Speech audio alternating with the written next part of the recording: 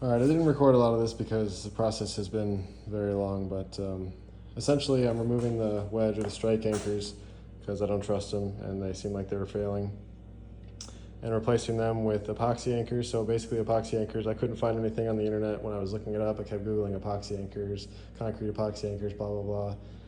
And basically what I found out was actually that you just use all thread. So I got these 7-inch pieces of 5/8 all thread on McMaster-Carr that are zinc coated, and I've got my holes and everything cleaned out. I got all the old studs out, drilled them out, slide hammered them out, and now we're ready to put the epoxy in here and put these anchors in. So I'm going to show you a little bit about how we're going to do that. So to do this, I didn't want to completely uninstall the lift, so I left 2 of the previous anchors in on each corner so that I could replace these 3, and I have those corners basically. Once it cures, I can tighten them, and then I'll remove these 2 and replace those ones as well. Same thing over there. But what I did was I put the nuts on, kind of found the depth that I wanted the anchors to be at, and then I marked it with a Sharpie. You can kind of see the line there. So that's how I know how deep I want it to be once I put the epoxy in the hole. And now I think I'm gonna get the epoxy going, fill these holes up, and then I'll show you what it looks like when the studs are put in.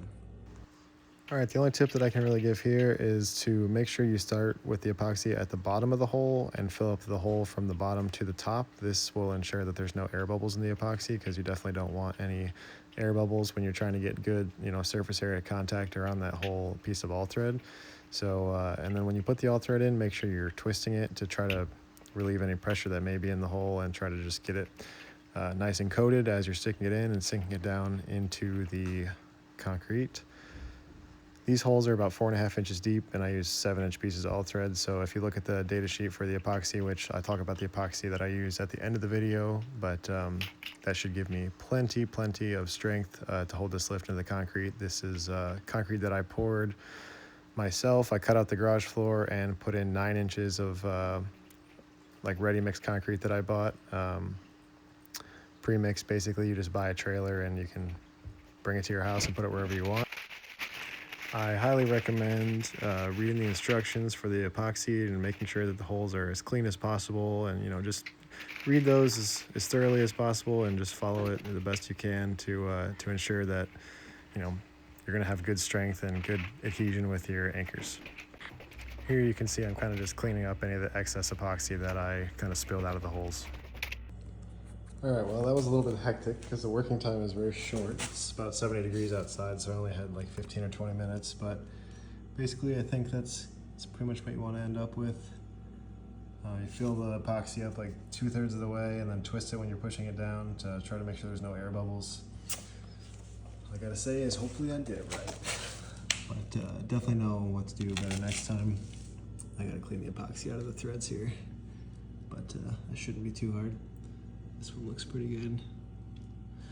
But yeah, so it takes about 7 hours to cure, so I'm just gonna wait till tomorrow night, and then I'll put some washers on. I got lock washers too, and then these heavy duty nuts, and I'll see if I can torque them down, see if they'll hold like 100 foot-pounds, and if so, they'll probably be good to go. Then I can get to replacing the other ones and finally use this thing. All right, so it's a couple days after. These 3 that I did before are all cured, and I torqued them to 100, and they gave me like no grief at all. Very confidence inspiring, so much better than the ones that came with the lift, these Chinese strike anchors. But I wanted to take a video while I'm taking these last few out actually, and show you guys how to remove these if you did end up installing them. Basically what I do is there's this pin in the middle, and I weld basically I weld my slide hammer to this. I made a little adapter for my slide hammer that just has a tab of metal on it, so that I can just weld it to stuff. And so I weld it to this pin, and then I slide hammer the pin out, and then I take my Milwaukee Impact and I tighten this nut until the stud is all the way out and it's just spinning free, so it just goes all the way to the top, basically pulls it halfway out for you. And then I weld the slide hammer onto the threaded part and slide hammer the entire anchor out of the floor. So these are actually pretty easy to remove once you get down how to do it. So it's not that bad. The wedge anchors are horrible. You have to drill it out, and yeah, don't use wedge anchors. Drilling them out is horrible and takes forever.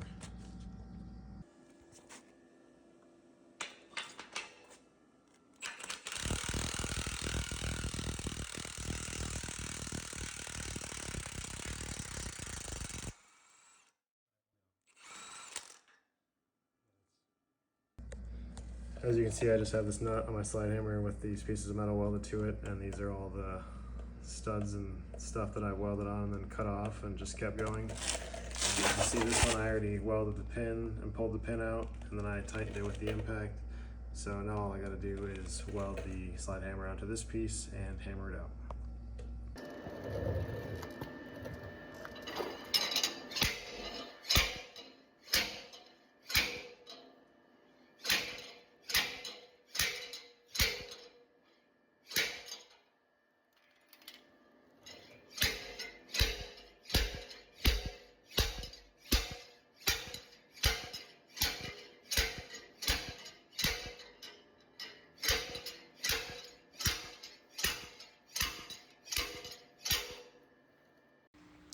Alright, so for this part of the video, I'm going to be showing how I removed the wedge anchors, which are a little bit different than the strike anchors.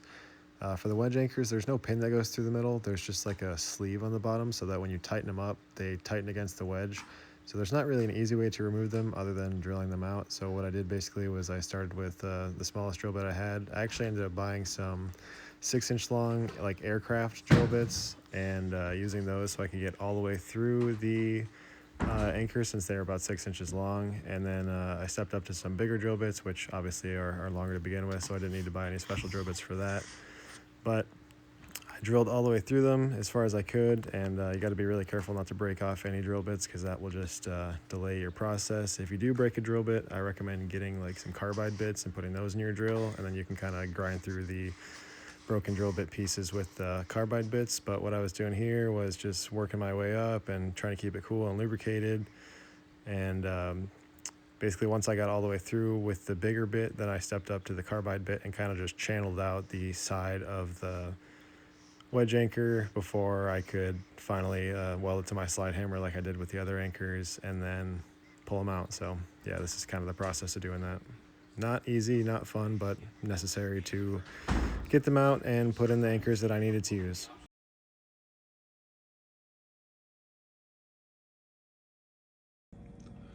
Alright, I finally got this one anchor out of the hole that I've been fighting with for probably weeks now at this point. There's basically nothing left of this thing. That's like the edges of the threads. It's totally hollow. And I got down here with a carbide bit, channeled it out enough to where I could pull it out with a slide hammer out of the hole. So finally got that out, and now I can start working on getting the other ones out and getting these epoxy anchors in here so I can use my lift. All right, so we got everything down here, all torqued to 100 pretty confidently. No slippage, no spinning like the wedge anchors or the strike anchors.